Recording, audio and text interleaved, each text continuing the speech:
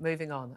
Best-selling author Lionel Shriver has written a brand new book. It's called Mania, and it's about a world where the word stupid is banned and, well, meritocracy no longer exists. But is her satirical novel really far-fetched in our brave new woke world? Well, I'm delighted to say Lionel Shriver joins us right now in the studio. Good morning to you. Afternoon, sorry, to you. Oh, yes. I have to say, when I was told about the premise of this book, and it is a novel, and of course, you know, you're very famous for some, well, I suppose, you know, pretty sort of chilling novels. I mean, we need to talk about Kevin, an absolute huge bestseller and a hit film as well. On one level, I thought, oh, this is quite funny. The premise is quite a funny premise, and yet it's also a kind of dystopian, well, past, present, and future that feels like, to me, it could actually happen. So tell us what the premise of the novel actually is. Well, you're quite right. I deliberately constructed a fictional world that was exactly 1 millimeter from where we are now. In fact, my biggest concern about this book is that I would be overtaken by events. But it suddenly seizes the Western world that there is no such thing as variable human intelligence, that everyone is equally smart. And cognitive discrimination is the last great civil rights Cognitive discrimination. Yes. So calling someone stupid. You can't call anyone stupid. That's being abusive, to be fair, but not even acknowledging that someone might be cleverer than someone else. Right. So it's often sold as just politeness, but it has an effect on education, on jobs of any description. You can't not hire someone because they're pig thick. That's a bit of a worry if you're looking for someone to, I don't know, maybe operate on you to save your life if you've got heart disease or something else. So in this brave new world, but you've set it back. You've gone back to 2011, alternative reality 2011 in America. There is no discrimination. This takes on from the diversity, equality, and inclusion that we must not look at any difference. Well, yes. That's all about looking at difference. In this case, when it kind of matters, there is no difference. Well, the left is fundamentally obsessed with fairness. And that's good as far as it goes, as long as fairness has to compete with other values, like excellence, like competence. And without excellence and competence, you do not have a functional society. So that's what happens in the book. Yeah. And at the same time, it's got a personal element, or it wouldn't be a novel. Yeah, it'd just be it's two women, two long-term friends. Yes. And how they kind of fall out, as we've seen an awful lot of people over the last few years falling out over these sort of ideological differences. The most chilling thing for me, and it's there, it's in the first few pages. The most chilling thing is one of the characters' sons being basically disciplined at school, suspended for basically simply pointing out, you should say, basic differences in people's ability, not even being abusive or anything, but also the fact that everyone has to play along and pretend, and this, that they agree. And this ties in with so much that we've seen in recent years, because this book isn't just about, it's just not just a novel.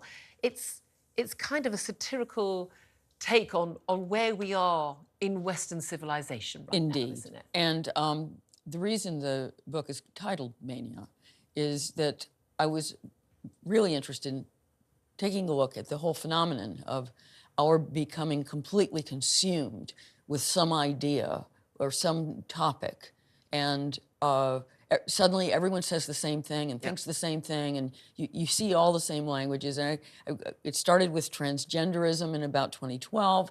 Then you had the Me Too movement.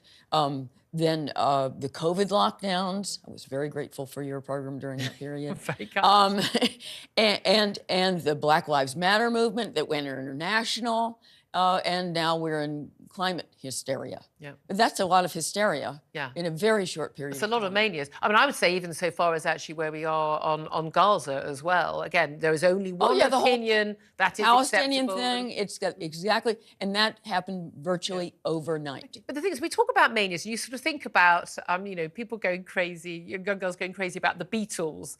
And when I was a crazy Durrani in the 1980s, kids going crazy over Taylor Swift now. You normally associate these things with, younger people, more, should we say, excitable people, and yet these manias you've talked about, and the mania as the subject of your novel, they're across society, and indeed they seem to be more taken on by the people who kind of run things, the establishment, by the authorities. The so-called grown-ups in the grown-ups in the room. Right? Are actually the main politicians, people running the media, running the schools, running the NHS, running everything. Even the military we've seen in the US and the UK taking on these manias. Why do you think why do you use the language mania? Because I think it is a form of, as I said, hysteria. There is, there's something called mass formation psychosis. It's just a fancy name for everyone getting in a tizzy over exactly the same thing. And it's a kind of contagion that you catch these obsessions from each other. And if this book is modeled on anything, it's probably closely adheres to the transgenderism obsession that we've had, which we're now seeing just begin to break. I mean, again, I don't want to get too hopeful. I think we tend to leap to conclusions because we've been waiting for this thing to, to be exposed for this medical scandal that it is for so long. It's not over. The Cass report is not going to just solve everything. And it's not over in the States, certainly. No, it's way worse in the States. Yeah, I mean, again, which we imported. And again, you talk about contagion. There's been massive social contagion on that issue. But again, the same thing happens, which is someone decides something, and suddenly we all have to go along with it. And anyone who questions it, and you've talked, actually, I've had an interview where you talked about, for a few years, you kind of thought, yeah, well, this is being kind, this is the right thing. And like me, then realised the implications for women, for children's safety and health, and also, frankly, for reality. Yes. For me, for correct grammar, for the very existence that a woman is something other than a figment of a man's imagination on a Wednesday afternoon. Yeah, I totally agree that what makes the transgenderism issue important to defeat is that it's about a departure from reality. And so is my mania in the book, because there is such a thing as variable human intelligence. And we really do need the word stupid for a lot of stuff lately. Yeah, well, yes, an awful, but virtually everything we talk about on this show, I would say, in terms of a lot of the things that are going wrong in our country and in your home country. But this is the thing, but it is not just that these ideas get taken on by a large group of people, and in all of these manias by, you just say, the grown-ups in the room, the people who are supposed to be sensible. It's the total and utter shutting down of any dissent, the censorship. We saw that over lockdown. We've seen it over trans. The cancellation of people's careers, their right of free speech on social media. You are outside of polite society unless you sign up to. The police are all racist. Children are born into the wrong bodies. The world's about to die from climate change. You have to sign up to all of those things. Otherwise, you're not a good person, Lionel. I'm not a good person. I'm not a good person either. But you tell you what, though, we tend to be right about a lot of stuff. And Funny that, by the way, it? We are not going to get any credit for it. That's the bad news. I can live with that. When this stuff is over, nobody ever thanks you. When you said, excuse me, this is crazy, and instead you get vilified, and then once it's finally over, everyone acts as if it never even happened. Well, we saw that after the Cass report with the Labour Party leadership. Yeah, absolutely, fully accept. Oh, I've always said that. I mean, hold on a minute. You guys were calling us transphobes and bigots 20 minutes ago for saying the same thing.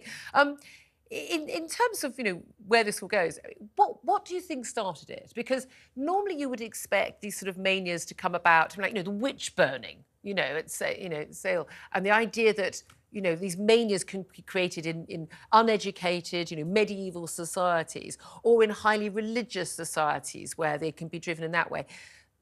Well, we're not. We're supposed to be quite sophisticated, well-educated society. We're not. We're the same as we always been. We're just as susceptible to foolishness as we were 200 years ago. And to me, that's the lesson of the last 15 years, is that we do think, oh, we're so modern. And by the way, every era thinks they're modern. Good point, yes. Right? So we think we've outgrown all of our irrationalities, but instead we have been seriously promoting the idea that there is such a thing as being born in the wrong body. Doesn't that sound nuts? That's because it is nuts. Yeah. Right? And something, by the way, which the vast majority of people never signed up to. But this is the interesting thing. We're often told now that these movements, these manias, they are often following the science. Essentially, the cap T, Yeah, cap the F. V is a giveaway. Yeah, the is always, because that's literally the opposite of what science is. And we seen that certainly with climate change. Now, I've certainly thought after Brexit, when that was one of the big battle lines in British politics, certainly, Americans got drawn into it, the next big battle was going to be about climate change. And then suddenly, there we were in lockdown. From pretty much day one, March 2020, you said that lockdowns were the wrong policy. Yes, I did. I went on the record. Yeah, I was. I didn't call for lockdown, but I was supportive of the first one. I was always against children being sent out of schools because, again, we knew, not that we know now, we knew that children were pretty much at no risk from the disease. I was already ill with COVID. It took me, frankly, a couple of months, maybe 6 weeks before I started going, hold on a minute, this is a terrible idea. What are we doing? We're not coming out of this. You were ahead of the game on that, and other people I salute for defending our freedoms all that time. Well, this is a good example. I mean, nobody's ever thanked me either. Well, I want to thank you. I think my audience want to thank you. And I wanted to thank you. But it's people like you speaking up, and I know people like Brendan O'Neill at Spiked and others who did speak up straight away. And we're being vindicated. But this is the thing. There isn't any vindication. The same with the trans issue and the same with lockdown. And I think probably with climate change, because of course we're going to be vindicated on that as well, that actually the policy might change, it might, but there'll be no acknowledgement of it. We've seen with the COVID inquiry. Yes. I don't know how many wrong questions they can ask. I don't really care about abusive WhatsApp sent between cabinet ministers. What I do care is when you decided to shut down schools on a whim. They're deliberately wasting their time. You think so? I think the entire exercise is, the assignment essentially is to avoid assessing lockdowns and the fact that they were a terrible failure, and worse than that, wreaked devastating destruction on every level of society. And it's one of the reasons this country is in such poor economic health. That's never acknowledged. It's fascinating. People in the media, people will say because of COVID. It's like, it's No, not because not of COVID, it's because of lockdowns. Right. Yeah. Look, you spoke up about it. Do you detect that there is any, even if they don't want to acknowledge it publicly, any understanding, any acceptance by those who made the decisions, medics, scientists, politicians, the media who cheered it on every single day? I can't even tell you. I thought I was going to have a heart attack watching those press conferences every night with, when can we have more? When can we have another lockdown, please? Do you think there will be any acknowledgement? Or do you think, again, as part of the mania, people cannot accept that what they did was wrong. Was wrong? No. People hate being wrong. And people in authority, I mean, you almost never have anyone in authority say, I'm sorry, we made a mistake. I mean, the CDC in the US lied to the American public over and over repeatedly. again. That's not a matter of opinion. It's proven in their own internal documents. They had no evidence for universal masking. And they completely misrepresented the vaccines. Americans were told, even by the president, that if you got vaccinated, you would never get COVID and you would never pass it. And they knew, it wasn't, they'd never been tested. They knew very early on it was a lie. I feel like we're still living, and we will for decades. We're going to talk a little later in the show about how primary-age children are still going to be living with the education impacts of schools being closed. We're also, I think, still for quite a few years going to be dealing with the impact of the trans ideology as well, and the Black Lives Matter thing. Now, what is going to be the next maniac? Is it possible to predict? Because I worry that with your book, that this is going to be the next maniac, because we've already got in schools this idea that, no proper competition or on sports day, and all must have prizes. The dumbing down, the sort of every child that isn't, an A student should get an extra hour to do an exam because they can't work as well. Well, yeah, that's kind of, then maybe that's why they shouldn't be getting an A, would be my response to that. We do seem to just sort of, all must have prizes attitude. We've seen in Harvard, recently, the expose of their policies in terms of supposedly boosting diversity, i.e. helping African Americans, black students get in at the expense of Asian students with better grades and white students with better grades. And there's no stretch to get to where you're talking about. No, it is not. And this stuff has even extended to medical schools. This is where it really gives me the willies. You know, they're actually, some medical schools are eliminating the MCATs, which is the big test you have to pass to get into medical school. But not enough black applicants are getting in and passing the test. So they're just dropping the test. And this way lies madness. But it is because mad. You're going to have people operating on you who don't know your toe from your elbow. What's the motive? I mean, people might have been taken up by a mania, whatever it is, whether it's Me Too, whether it's BLM, whether it's climate change. And again, the people who are hysterical about climate change. I mean, they absolutely, just completely, they think that people like you and me are I mean, we're granny killers during lockdown. Now we want to kill our children and grandchildren. It's difficult to keep up with all the people apparently we want to kill. What is their motive, though? Is it about I'm better than you? Is it virtue signaling? Do they kind of know on one level that they're grasped by this mania? Or do they honestly believe what they're saying? I think in the thick of it, most of these people believe it. And that's the irony behind these roundly destructive manias that we've gone through, is that the people who are driving them really believe it and are I have to give them credit. For the most part, I think they are genuinely well-intentioned. They think they're saving the planet. They think they're saving the world. Children or... Yeah. And that's one of the things that makes them hard to combat. And terrifying. I find unquestioning self-righteousness one of the most frightening qualities on the planet. Well, I mean, if you think about Mao and Lenin and Stalin, they thought they were doing... I don't know. Did Hitler think that he was doing the right thing if he had those genuine beliefs about Jewish people? Oh, sure. Hitler is out to triumph for the German people and to bring them to their best selves.